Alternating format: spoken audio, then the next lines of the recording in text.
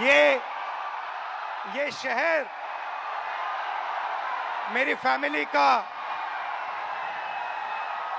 घर यहां होता था और उसके बाद मजदूरी करने के बाद 21वीं सदी की मजदूरी करने के बाद पेपर लीक होता है।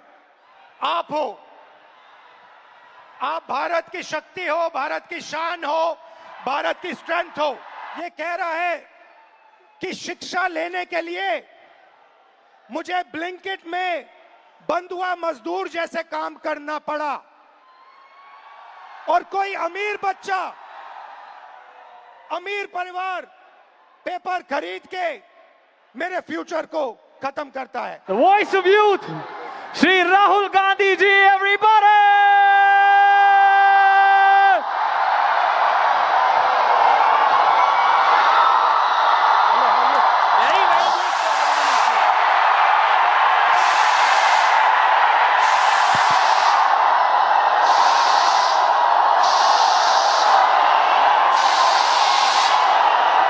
Namaskar. How are you? How is Prayagraj?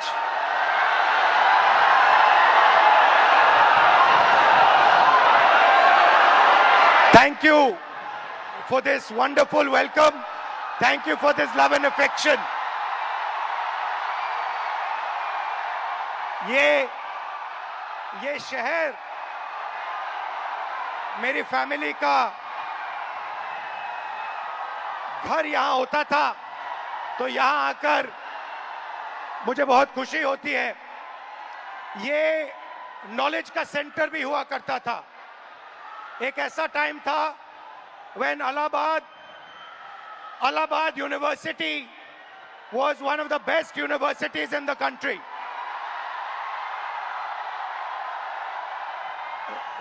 This evening, आज शाम मैं आपसे दर्द, डेटा और दौलत की बात करना चाहता हूं। आपका दर्द, आपका डेटा, मगर आपका धन नहीं, जो आपका होना चाहिए, उनका धन। इन तीन चीजों के बारे में मैं आपसे बात करना चाहता हूं। ये आप हो, आप भारत की शक्ति हो, भारत की शान हो, भारत की स्ट्रेंथ हो। और जब मैं कहता हूं आप भारत की शक्ति हो, भारत की स्ट्रेंथ हो, मैं भीड़ की बात नहीं कर रहा हूं, मैं हर हिंदुस्तान के नागरिक, हर यूथ की बात कर रहा हूं, इंडिविजुअल्स की बात कर रहा हूं। आप सब में इंटेलिजेंस है, इमेजिनेशन है, कैपेसिटी है, और अगर ये देश आगे बढ़ेगा तो आपके बल पे, आपकी स्ट्रेंथ पे इस देश का फ्यूचर बनेगा। हिंदुस्तान के पास सबसे बड़ा, दुनिया में सबसे बड़ा यूथ का पॉपुलेशन है। 40 करोड़ युवा, आप जैसे युवा, एनर्जेटिक युवा इस देश में रहते हैं। ये इस देश की स्ट्रेंथ है। चाइना की बात होती है, अमेरिका की बात होती है, रशिया की बात होती है, इंडिया के यूथ के सामने, इंडिया के यूथ पोटेंशियल के सामने ये सब लोग कुछ नहीं है। 21वीं सदी में एक और चीज हुई है। 21वीं सदी में अगर देश प्रगति करता है तो दो चीजों के बल पे करता है। यूथ पोटेंशियल जो आप में है और डेटा जो आप क्रिएट करते हो। हिंदुस्तान के पास यूथ है और सबसे ज्यादा, दुनिया में सबसे ज्यादा डेटा हिंदुस्तान में है। 1 गीगाबाइट डेटा प्रति भारतीय प्रतिदिन इस्तेमाल करता है। और प्रगति होगी फ्यूचर होगा तो डेटा और आपके पोटेंशियल पे होगा। युवा plus data is equal to 21st century economy.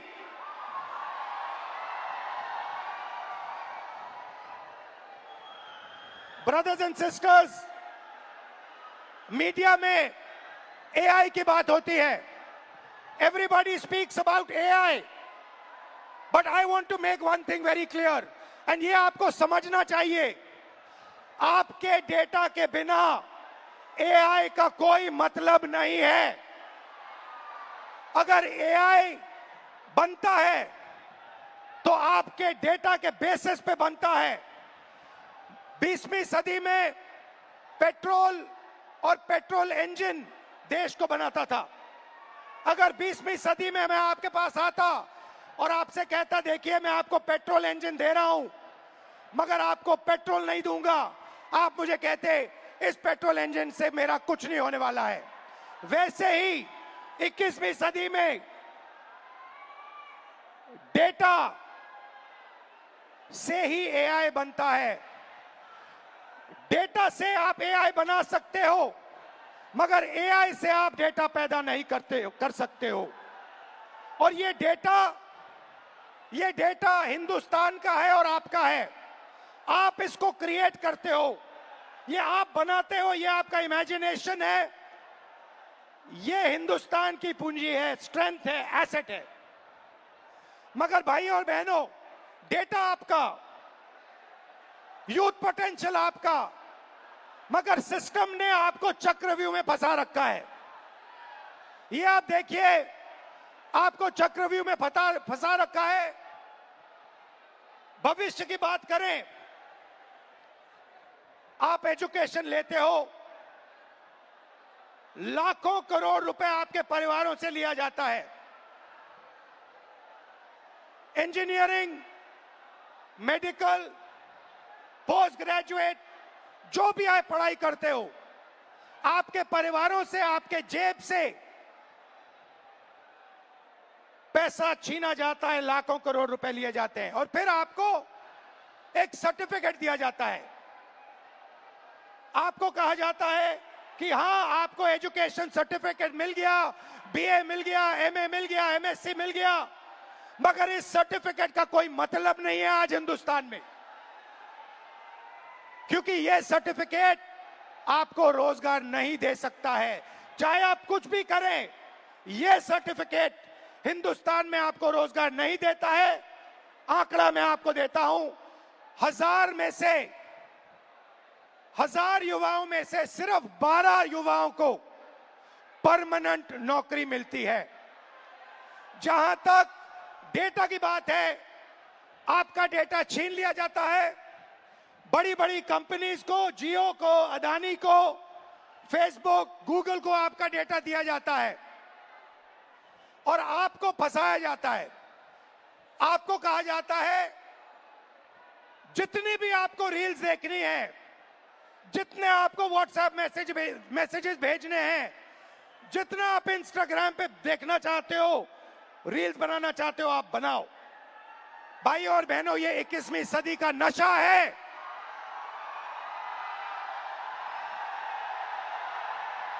ये 21वीं सदी का नशा है। और फिर आपसे कहा जाता है कि ब्लिंकिट में काम करो, ऊबर में काम करो, मजदूरी करो, 21वीं सदी का नशा लो, मगर तुम्हें नौकरी नहीं मिल सकती, रोजगार नहीं मिल सकता इस हिंदुस्तान में। आइए एक युवा की आवाज सुने। ये जो बोलेंगे ये आप सबके दिल में है। ये जो सवाल उठा रहे हैं, हिंदुस्तान का हर एक युवा यही सवाल पूछ रहा है, उठा रहा है। होता हम भी सीट खरीद लेते। आज मैं ब्लिंकिट में काम करता हूँ 10 घंटा, उसके बाद मैं पढ़ाई करता हूँ। इंडियन आर्मी का एग्जाम दिया, 1 नंबर से मैं बच गया। सीट खरीदता, मैं ब्लिंकिट में काम नहीं करता। ये कह रहा है कि शिक्षा लेने के लिए मुझे ब्लिंकिट में बंधुआ मजदूर जैसे काम करना पड़ा और उसके बाद, मजदूरी करने के बाद 21वीं सदी की मजदूरी करने के बाद पेपर लीक होता है और कोई अमीर बच्चा, अमीर परिवार पेपर खरीद के मेरे फ्यूचर को खत्म करता है। आइए, वेलकम। कैसे हैं आप? नाम क्या आपका? मेरा नाम सर अजय राघव है। अविनाश और अजय। हाँ। आइए, अविनाश और अजय दोनों स्टूडेंट्स हैं, इनसे थोड़ा सुनते हैं इनका एक्सपीरियंस क्या रहा है। बताइए। सर मैं यूपीएसआई एस्पिरेंट हूँ। वो पास पकड़ते। सर मैं यूपीएसआई एस्पिरेंट हूँ और उत्तर प्रदेश में यूपीएसआई की भर्ती 5 साल के बाद आती है। 2020-21 यूपीएसआई की भर्ती 2020-21 में आई थी। इससे पहले तो उसमें व्यापक स्तर पर घोटाला हुआ था। मैं मानता हूं इस चीज को कि वो भारत की एग्जामिनेशन हिस्ट्री का सबसे बड़ा घोटाला था। उसमें सैकड़ों एफआईआर दर्ज हुई, 350 से ज्यादा फेक एलिमेंट डमी कैंडिडेट पकड़े गए। हमने सैकड़ों इनको प्रूफ दिए, लेकिन इन्होंने भर्ती को पूरा कर दिया। सर मेरा दरोगा बनना एक सपना था। मैं किसान फैमिली से बिलोंग करता हूं, तो मैंने नई भर्ती की आस में और फिर से पढ़ना शुरू कर दिया और मुझे पढ़ते पढ़ते 4 साल गुजर गए।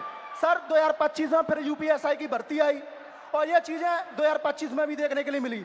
सर यूपीएसआई के अंदर स्कोर कार्ड तक रिलीज नहीं करते हैं। मैंने परीक्षा दी है, मुझे ये नहीं पता चल पाता है कि मेरे रॉ मार्क्स कितने हैं और मेरे नॉर्मलाइजेशन मार्क्स कितने हैं, क्योंकि अलग अलग शिफ्ट में पेपर होता है। तो ये नॉर्मलाइजेशन का प्रक्रिया अपनाते हैं, ये तक नहीं बताते हैं कि कौन सा नॉर्मलाइजेशन फॉर्मूला इन्होंने यूज किया है। जो यूपीपी आरपीबी जो पुलिस उत्तर प्रदेश पुलिस एवं प्रोन्नति भर्ती बोर्ड है सर, ये अकाउंटेबिलिटी इसकी फिक्स करने वाला कोई नहीं है। हमने तमाम प्रयास कर लिए, जनता दरबार चला गया, मैं इनके कैबिनेट मंत्रियों को ज्ञापन दे लिए, उल्टा इन्होंने मेरे को पकड़ के जेल में डाल दिया। मेरा गुनाह अपराध सिर्फ इतना था कि मैं इनके जनता दरबार योगी जी से मिलने चला गया। सर ये नॉर्मलाइजेशन का फॉर्मूला नहीं बताते हैं, ये खुद तय करते हैं कि किस अभ्यर्थी के मतलब मार्क्स बढ़ा करके अंदर लेना है और किस अभ्यर्थी को बाहर करना है। ये उत्तर प्रदेश पुलिस का भर्ती बोर्ड तय करता है। इनको क्या दिक्कत है? अगर ये फेयर भर्ती कराते हैं तो इनको नॉर्मलाइजेशन देना चाहिए। सर मैं एक चीज इसमें जोड़ना चाहूंगा कि जो नॉर्मलाइजेशन है ये पेपर लीक से ही बड़ा स्कैम है, क्योंकि इनकी अकाउंटेबिलिटी फिक्स करने वाला नहीं है। ये नॉर्मलाइजेशन फॉर्मूला जारी नहीं करते हैं, ये शिफ्ट वाइज नॉर्मलाइजेशन डेटा नहीं देते हैं, इनको खुली छूट मिली हुई है। मेरा नाम अविनाश है, मैं इन्हीं छात्रों में से कोई एक जरूर हूं। चूंकि मैं ये कह सकता हूं सर कि मैंने अपनी तैयारी 2018 में शिक्षक भर्ती के लिए की थी। 2018 से आज तक मैं उसी की तैयारी कर रहा हूं। क्यों? सरकार के पास जगह खाली है, फिर भी वैकेंसियां नहीं दी जा रही हैं। उसके बाद ये होता क्यों है सर? ये सरकार की मानामानी है। इसमें सरकार अगर चाहे बच्चों से कि वैकेंसियां दे, प्रॉपर तरीके से चलती रहे। हम लोग ऐसा नहीं कि क्या कहते हैं एक डिमांड कर रहे हैं। 2018 से लेकर आज तक कई सारे धरना प्रदर्शन, कई सारे ज्ञापन ये दिए हैं। उसके बाद दूसरा मुद्दा ये कि 2022 से ही मैं यूपी पेट की तैयारी यूपी SSS आयोग से करता हूं। यूपी SSS आयोग 2022 से मैं तैयारी कर रहा हूं और उसकी भर्तियां आज भी ऑन रिकॉर्ड में बात कर रहा हूं कि कम से कम 9 से 10 वैकेंसियां आज तक क्लियर नहीं हुई है। और उसमें से बहुत सारी वैकेंसियां जिसके लिए हम लोगों ने लाठी खाई, ज्ञापन दिया, लोगों से जाके मिले कि हमारी दर्द, हमारे दुख को समझा जाए, लेकिन आज तक सरकार के कान में ये बात पहुंची नहीं है। इसमें से बहुत सारे ऐसे हमारे भाई बहन हैं जो उस चीज से पीड़ा में ग्रसित हैं। और बताइए। और सर ये है कि देखिए हमारी कुछ मांगे हैं, आपसे भी है, सरकार से भी है, कि ये जो जितनी वैकेंसियां हैं उसका एक प्रॉपर कैलेंडर तैयार कर दें। आप चुनाव कराते हैं, 3 महीने में रिजल्ट देते हैं, आप हमारा रिजल्ट 5 साल में नहीं दे पा रहे हैं, पहली चीज। दूसरी चीज, हमारी वैकेंसियों का यूपी SSS स्पेशली कोई स्कोर कार्ड नहीं जारी करता है मेंस का। अगर उनको कुछ भी करना होगा वो रोल नंबर दे देंगे। मतलब अकाउंटेबिलिटी और ट्रांसपेरेंसी होनी चाहिए। जी एग्जैक्टली यही चीज है। आपने लाखों रुपए लगाए होंगे पढ़ाई में। जी सर, 2018 से आज तक। हाँ जी। और आपका एक्सपेक्टेशन था कि इस पैसे से, शिक्षा से आप आगे बढ़ पाओगे। जी सर, एग्जैक्टली। अब आपको क्या लग रहा है? अब क्या आपका अब प्लान क्या है? सर अब प्लान ये है कि हम भर्तियों का इंतजार करते हैं, क्या पता अगली पंचवर्षीय भी बीत जाए, इसकी भी कोई श्योरिटी नहीं है। और फिर 3-4 बार एग्जाम करते हो, बीच में पेपर लीक हो जाता है। सर ये इशू तो बहुत सारे हैं। अभी एक यूपीपीएससी का था, आरओ का, मैं खुद उसका अभ्यर्थी था। एक बार पेपर हुआ, दोबारा पेपर लीक हो गया था, फिर उसके बाद दोबारा हुआ वो पेपर। लेकिन वो जो हमारा टाइम गया वो हमें कौन देगा? बिल्कुल, जो हमारा टाइम गया, हमारा पैसा। जब आपका पेपर लीक हुआ, आपको क्या फीलिंग आई? अंदर क्या लगा आपको, यार ये क्या हुआ, क्या करें, क्या? मतलब ये होता है ना सर, कभी कभी एग्जैक्टली मैं बता रहा हूँ, उस 10 बाई 10 के कमरे में कभी आप बैठ के सोचिए कि अगर हमारा पेपर लीक हो गया, हम किससे बात करें अपनी, किसको अपना मुंह दिखाएं कि यार अब मेरा इस बार नहीं हुआ, पेपर लीक हो गया, मैं किससे जाके कहूँ? और सालों आपने मेहनत की, घंटों आपने मेहनत की, और 1 सेकंड में पूरा खत्म हो जाता है। सर एग्जैक्टली यही चीजें होती हैं। और ये जो दुख दर्द है, ये मैं नहीं हूं, ये इसमें से जितने खड़े हैं सब लाखों करोड़ों युवा हैं सर। आप हिंदुस्तान के शिक्षा के सिस्टम में बिलीव करते हो? सर प्रेजेंट टाइम में तो बिलीव हमारा नहीं है। नहीं है, एग्जैक्टली नहीं है। रीजन, अगर आज 2018 से मैं बेरोजगार टहल रहा हूं, कोई स्किल हमें दे दिए होते 2018-17 में, तो मैं कहीं प्राइवेट, फिर सेकेंडरी, इस प्रयागराज में या इस आसपास के इलाकों में हमें कोई ऐसा इशू नहीं है, ऐसे कोई मतलब रिसोर्सेज नहीं है कि मैं प्राइवेट काम कर सकूं, और काम करूं तो वो डेली वेजेस के हिसाब से बहुत कम हो जाएगा। ये आपका क्या है? ये टैटू क्या है? मेरा नाम है अविनाश। अच्छा, आपका नाम है, ठीक है। Thank you Avinash. और कुछ कहना चाहते हो? सर उत्तर प्रदेश में ये पेपर लीक लगातार चल रहे हैं। जब से माननीय योगी आदित्यनाथ जी सरकार में आए हैं, तब से मैं उंगलियों पे गिना सकता हूं सर। 2017 दरोगा भर्ती पेपर लीक, उसके बाद यूपी कांस्टेबल 2018 पेपर लीक, उसके बाद 2020-21 की यूपीएसआई भर्ती पेपर लीक, और 2022 का लेखपाल भर्ती पेपर लीक, और 2023 में आरओ वो भी पेपर लीक, 2023 का कांस्टेबल भर्ती पेपर लीक, और ये स्कोर कार्ड नॉर्मलाइजेशन की धांधली वर्तमान में चल रही है। सर मैं इन्हीं शब्दों के साथ आपका बहुत बहुत धन्यवाद करना चाहता हूं कि आप यूथ की आवाज उठा रहे हैं लगातार, और मैं सर आपसे आशा की उम्मीद के साथ देख रहा हूं, आप इसी तरह हम यूथों की आवाज उठाते रहिए। हम आपके साथ पूरी तरीके से, ये जितना भी यहाँ पर स्टूडेंट दिख रहा है, ये सब आपके साथ है, सिर्फ आपके लिए आया है सर। Thank you.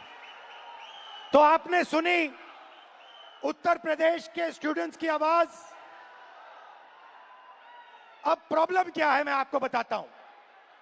प्रॉब्लम है कि आप पढ़ाई करते हो, पैसा डालते हो, मेहनत करते हो, मगर रोजगार के सारे दरवाजे हिंदुस्तान में बंद पड़े हुए हैं, एक दरवाजा खुला नहीं है। दरवाजे कौन से हैं? पहला दरवाजा मैन्युफैक्चरिंग का। आज दुनिया में आपको मेड इन चाइना दिखेगा, मेड इन वियतनाम दिखेगा, मेड इन बांग्लादेश दिखेगा, मगर मेड इन इंडिया नहीं दिखेगा। इसका कारण है नोटबंदी और गलत जीएसटी ने हमारे मैन्युफैक्चरिंग सिस्टम को खत्म कर दिया है। जो छोटे व्यापारी रोजगार दिलवाते थे, जो पहले हिंदुस्तान में होता था, leather industry, textile industry, automobile industry, अलग अलग इंडस्ट्रीज में मैन्युफैक्चरिंग जो होती थी, वो सारा का सारा खत्म हो गया है। पहला दरवाजा बंद। दूसरा दरवाजा एंटरप्रेन्योरशिप का, जिसको स्टार्टअप इंडिया कहा गया। स्टार्टअप इंडिया में सबसे जरूरी चीज आप जैसे स्टूडेंट्स को बैंक लोन, छोटे बिजनेसेस को bank loan, financial support.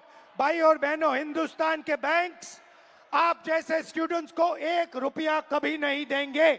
Ambani Adani को लाखों करोड़ रुपए देंगे, मगर आपको 1 रुपया नहीं देंगे। 90% स्मॉल और मीडियम इंडस्ट्रीज जो हैं, उनको बैंक लोन नहीं मिलता है। एंटरप्रेन्योरशिप का दरवाजा बंद है। तीसरा दरवाजा, जिसको हम कहते हैं सरकारी नौकरी का, जिसमें आप पेपर लीक का सामना करते हो, उस दरवाजे में भाइयों और बहनों 150 में से एक युवा निकलता है। अगर 150 युवा एग्जाम लेते हैं, सरकारी नौकरी ढूंढते हैं, एक युवा उसमें से निकलता है।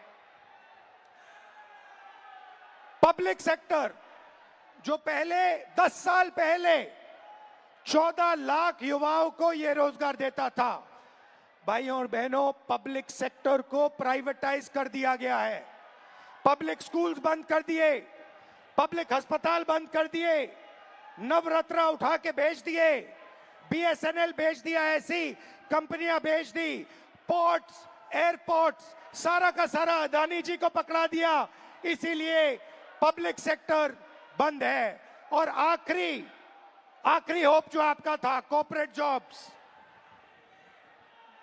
IT, back office, transcription, software, जिसमें पहले हिंदुस्तान के युवाओं को रोजगार मिलता था, वो दरवाजा भी भाइयों और बहनों आपके डेटा का प्रयोग करके एआई से यह भी दरवाजा बंद किया जा रहा है। तो सच्चाई है कि पांचों दरवाजे आपके लिए बंद हैं और इसीलिए आपको भयंकर दर्द हो रहा है। भाइयों और बहनों, मैं सिस्टम की बात कर रहा हूं। यह सिस्टम क्या है और यह सिस्टम को कौन चलाता है?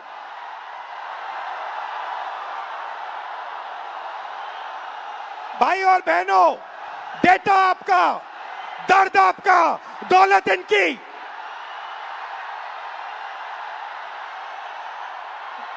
दर्द आपका, डेटा आपका, दौलत इनकी।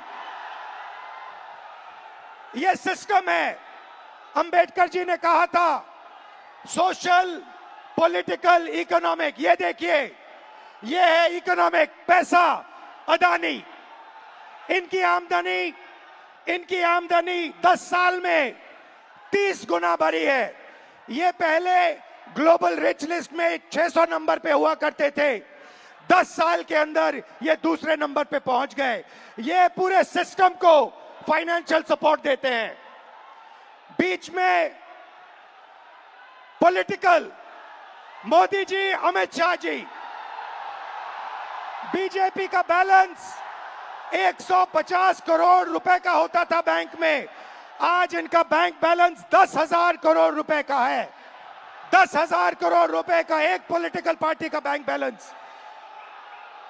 नरेंद्र मोदी जी आपका ध्यान भटकाते हैं और पॉलिटिकल सिस्टम चलाते हैं। वोट चोरी होती है, वोटर लिस्ट में ब्राजील की औरतें आती है। और तीसरा, आपके सोच पर कंट्रोल, जो इलाहाबाद यूनिवर्सिटी में किया गया है, आरएसएस के वाइस चांसलर्स बैठा के हर संस्था में प्रचारक, ब्यूरोक्रेसी में प्रचारक, फोर्सेस में प्रचारक, मीडिया में प्रचारक, जुडिशरी में प्रचारक, पैरामिलिट्री में प्रचारक, यूनिवर्सिटी कॉलेजेस में प्रचारक। सोच को कंट्रोल करने का तरीका यह है सिस्टम। भाई और बहनों, मोहन भगवत, नरेंद्र मोदी जी, अमित शाह जी और अदानी जी, इस सिस्टम ने रोजगार खत्म किया। इस सिस्टम ने यूनिवर्सिटीज को कैप्चर किया। इस सिस्टम ने आप पर आक्रमण किया है। मगर इस अंधेरे में आप लोगों ने लाइट जला दी। ये देखिए, इस अंधेरे में आपने वो करा जो आपके माता पिता नहीं कर पाए। वो अपने डर का सामना नहीं कर पाए, मगर हिंदुस्तान के स्टूडेंट्स, हिंदुस्तान के युवाओं ने अपने डर का सामना किया और देश को बदल दिया।